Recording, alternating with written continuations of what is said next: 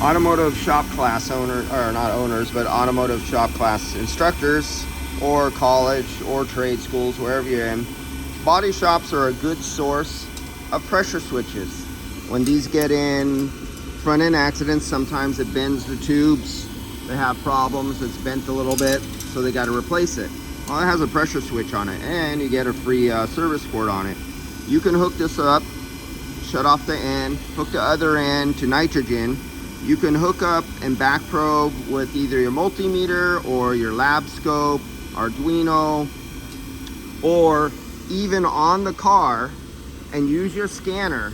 Hook this up to the car and use your nitrogen pressure regulator. Use your digital gauges, and you can read the pressure going up and down, and you can show the correlation to the students on the scanner of the high side pressure going up and down without starting an engine and just turning a nitrogen regulator up or down. And you have a test tool. These are free. They're in accidents all the time.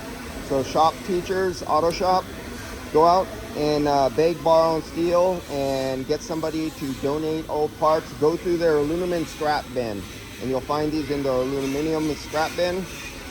And schools can't afford to buy this stuff. You can get it for free. A little bit of your time, a little bit of resources. See you guys later.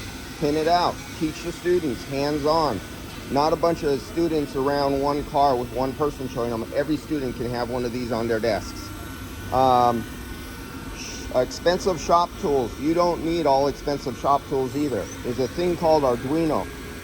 Learn its resources. Learn how to use it as an oscilloscope. Learn how to use it as a multimeter. Learn how to make a HVAC operating system using our Arduino, and just pinning off little your own little wires, and you can literally control a whole AC system through our Arduino, and just back pinning or running, making your own pins.